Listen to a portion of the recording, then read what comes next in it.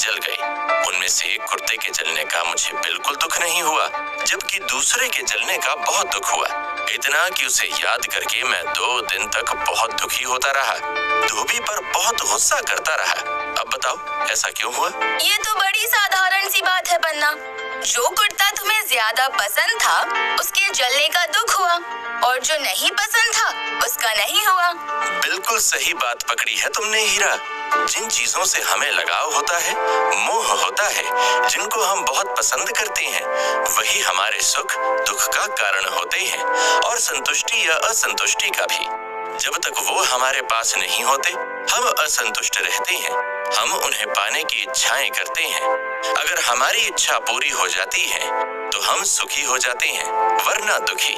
और जब वो चीज हमारे पास होती है तो हमें उसका लोभ हो जाता है, और डर भी कि कहीं वो हमसे दूर ना चली जाए, कहीं कोई उसे हमसे छीन न ले। तो इस तरह से हमारे सुख दुख, डर, असुरक्षा, असंतुष्टि, संतुष्टि, ये सारे भाव बहुत हद तक निर्भर करते हैं हमारे मोह, लगाव या पसंद पर, जिसे राग भी कहते हैं। मुझे जिस कुर्ते से मोह था उसका जलना मुझे दुखी कर गया, और जिससे नहीं था उसके होने या ना होने का मुझे कोई फर्क नहीं पड़ा।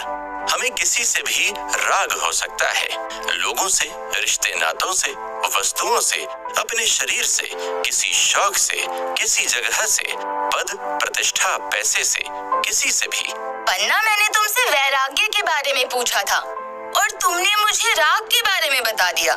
जैसे उजाले को समझने से पहले अंधेरे को समझना जरूरी है, ऐसे ही वैराग्य को समझने से पहले राग को समझना जरूरी है, क्योंकि वैराग्य का अर्थ है राग न होना या राग का विलीन हो जाना।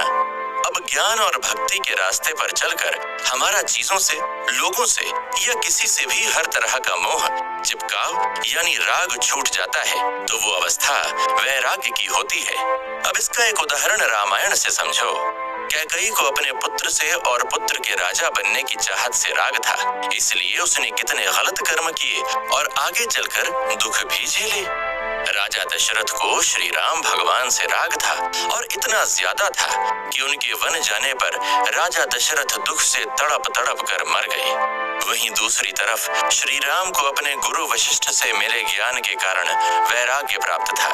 उन्हें कोई फर्क नहीं पड़ा कि वो महल में रह रहे हैं या जंगलों में, उनके लिए दोनों जगह समान थी।